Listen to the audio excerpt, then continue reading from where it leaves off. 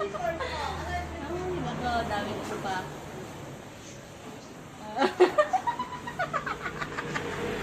O diba, kahit abutin ako ng gabi, kada laba ayos lang, kung puro pera lang din naman ang lalaban ko, okay na okay lang sa akin yan. Kung ganyan ba lagi ang lalaban ko, aba edi kainam. Nahihiya lang siguro yung asawa ko na iabot sa akin, kaya naman siguro sa short na lang niya nilagay. Kaya siguro nasa isip niya para ganahan ako maglaba. Kaya kahit inabot na ako ng gabi sa sobrang dami kong nilaban, napawi lahat ng pagod ko nung nakita ko to. Sino nga naman kasing hindi gaganahan kapag ganyan ang lalaban mo, kapag ganyan ang isasampay mo? Sino pa magpapalaba dyan? Hindi pa ako napapagod.